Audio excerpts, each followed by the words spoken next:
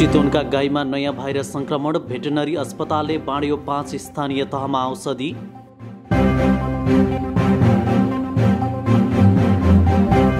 राष्ट्रिय युवा संघले दियो चितवन प्रहरीलाई 5000 मास्क, शनिबारबाट सर्वसाधारणलाई बाँडिने। नारायणी नदीको किनारलाई भरतपुर महानगरपालिकाले पर्यटकीय केन्द्र बनाउने विस्तृत अध्ययन गरिँदै। र चितवनका 2 सहित 4 जनामा कोरोना संक्रमण पुष्टि।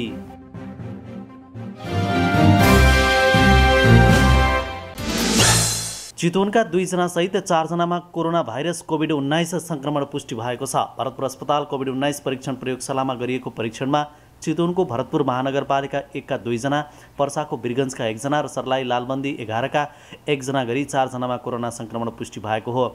भरतपुर कोरोना संक्रमित एक 46 वर्षीय पुरुष र एक 38 वर्षीय महिला हुन्। उनीहरू क्वारेन्टिन बाहिरका हुन्। आज कुल 131 जनाको नमुना परीक्षण गरिएको थियो। बाँकी 127 वटा नमुनाको रिपोर्ट नेगेटिभ आएको छ। यस्तै बिरगञ्ज 10 घर भएकी 42 वर्षीय कोरोना संक्रमित महिलाको भने चितवन मेडिकल कलेजमा उपचार भइरहेको छ। यस्तै सर्लाहीका 79 वर्षीय पुरुषको भने बीपी कोइराला मेमोरियल क्यान्सर अस्पतालमा उपचार भइरहेको छ। उनीहरूको अस्पतालबाटै स्वाब सङ्कलन गरिएको थियो। चितवनका गाईमा नयाँ किसिमको संक्रमण रोग फैलिएपछि भेटनरी अस्पताल तथा पशु सेवा विज्ञ केन्द्र चितवनले स्थानीय तहमा औषधि वितरण गरेको छ। रोग नियन्त्रणका लागि पशुपक्षी तथा माछा विकास निर्देशनालय हेटौडाले पठाएको औषधि भेटनरी अस्पताल मार्फत वितरण गरिएको हो। भरतपुर महानगरपालिका, कालिका नगरपालिका, रत्ननगर नगरपालिका, खैरहनी नगरपालिका र राप्ती नगरपालिकालाई औषधि वितरण गरिएको हो। 13 प्रकारको औषधि स्थानीय तह मार्फत किसानलाई प्रदान गरिने भेटनरी अस्पताल तथा पशु विज्ञ केन्द्र चितवनका प्रमुख दयाराम चापागाईले जानकारी दिनुभयो। शुक्रबार भरतपुर महानगरपालिकाकी प्रमुख रेणु दाहाललाई औषधि हस्तान्तरण गरिएको छ। सो अवसरमा बोल्दै प्रमुख दाहालले प्रदेश सरकार मार्फत प्राप्त भएको औषधि प्रभावित किसानलाई वितरण गरिने बताउनुभयो। उहाँले नयाँ संक्रमित रोगबारे महानगरपालिकाले समेत चासो दिएर प्राविधिकहरू खटाएको बताउनुभयो। पहिचान हुन नसकेको उक्त रोगले अहिले चितवनका 5 स्थानीय तहका गाई थरिएका छन्। 2 दर्जन गाईमा यस्तो संक्रमण भेटिएको भेटनरी अस्पताल तथा पशु विज्ञ केन्द्र चितवनले जानकारी दिएको छ। गाईमा नयाँ किसिमको संक्रमण रोगको प्रकोप बढ्दै गएको किसान तथा पशु रोग चिकित्सकहरूले बताएका छन्। लम्पी स्किन डिजिज, बिबी र आई छाला उब्कने जस्तो रोग देखा परेको डाक्टर दयाराम चापागाईले जानकारी दिनुभयो। सुरुमा राप्ती नगरपालिकामा देखिएको रोग क्रमशः अन्य क्षेत्रमा पनि फैलिँदै गएको उहाँले बताउनुभयो। राष्ट्रिय युवा संघ चितवनले जिल्ला प्रहरी कार्यालय चितवनलाई 5000 मास्क प्रदान गरेको छ। शुक्रबार जिल्ला प्रहरी कार्यालयमा एक कार्यक्रमको आयोजना गरी प्रहरीलाई 5000 सर्जिकल मास्क प्रदान गरिएको हो। राष्ट्रिय युवा संघ चितवनका अध्यक्ष मधु नेउपानेले कोभिड-19 को संक्रमण फैलिन नदिनका लागि आम नागरिकलाई वितरण गर्ने गरी प्रहरीलाई मास्क प्रदान गरिएको बताउनुभयो।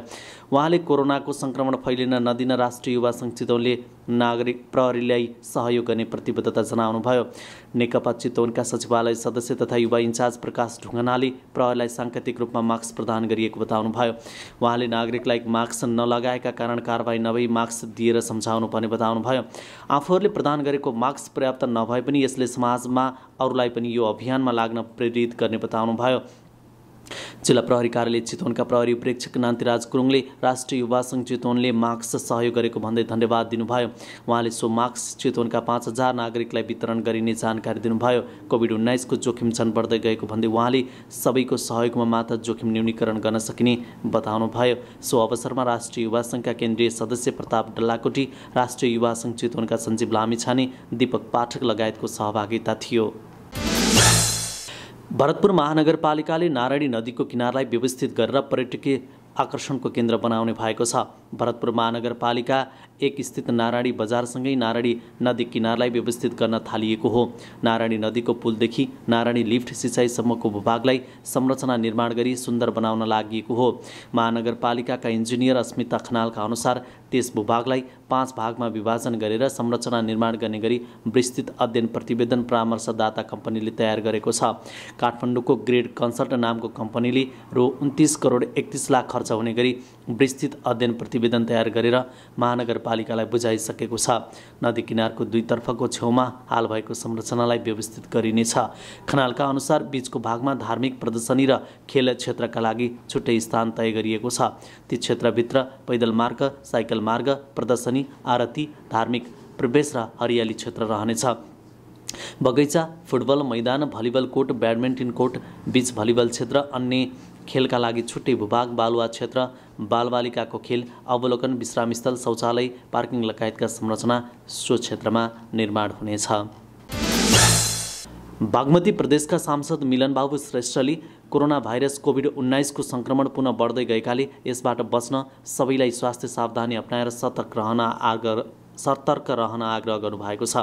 भारतीय सिमानासँग जोडिएको माडी नगरपालिकामा कोभिड-19 को संक्रमण समुदायमा फैलिने जोखिम बढिरहेकोले यसबाट सतर्क रहन उहाँले माडीवासीलाई आग्रह गर्नुभएको हो। माडी भारतको सीमा हो। उहाँले भन्नुभयो, सरकारको मुख हेरेर नबसौँ, सबै सतर्क बनाऊ। कोरोना भाइरस दिन प्रतिदिन बढ्दै गएकोले यसको नियन्त्रणमा चुनौती थपिएको उहाँले बताउनुभयो। जनतालाई सतर्कता अपनाएर हर क्षेत्रबाट पहल आवश्यक देखिएको उहाँले बताउनुभयो। कोरोना कहरको अवस्था विश्लेषण र बढी प्रभावितलाई राहत लिएर माडी पुग्नुभएका सांसद श्रेष्ठले माडीको विकासका लागि आफू प्रतिबद्ध रहेको बताउनुभयो। नवलपरासी बर्दघाट सुस्तापूर्वको देवचुली 5 बन्दीपुरमा उत्पादन भएको भुइँकटरलाई बजारसम्म पुर्याउन समस्या भएको छ। विगतका वर्षमा भन्दा यस वर्ष त्यहाँ भुइँकटरको उत्पादन बढी भए पनि बिक्री वितरणका लागि समस्या भएको छ।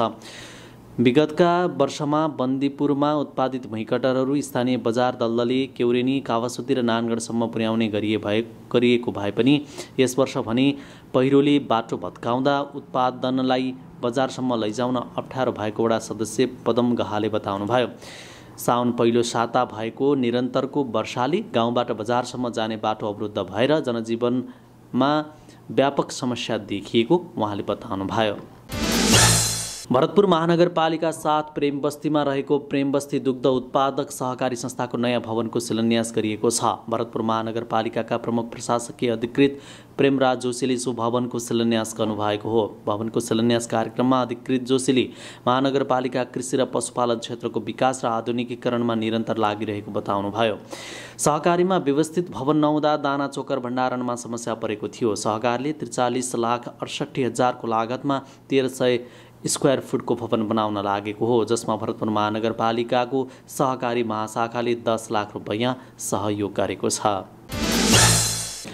र जनक्रान्तिका घाइते तथा अपाङ्ग योद्धा संगठन चितवनले प्रशासन कार्यालय मार्फत गृहमन्त्रीलाई ज्ञापन पत्र बुझाएको छ। 10 वर्षीय जनयुद्धमा शरीरका विभिन्न अङ्गहरू गुमाएर गणतन्त्र प्राप्तिका लागि लडेका व्यक्तिहरूलाई नेपाल सरकारले प्रदान गर्ने राहत र सेवा सुविधाहरू कटौती गरेकोले पहिलो चरणको कार्यक्रम अन्तर्गत ज्ञापन पत्र बुझाएको जनक्रान्ति घाइते तथा अपाङ्ग योद्धा संगठन चितवनका अध्यक्ष कर्णबहादुर आग्रीकरणले बताउनुभयो।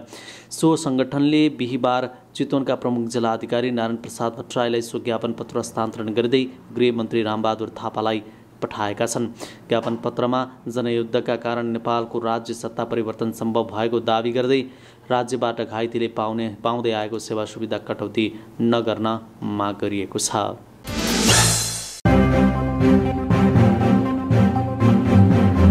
चितवनका गाईमा नयाँ भाइरस संक्रमण, भेटनरी अस्पतालले बाँड्यो 5 स्थानीय तहमा औषधि।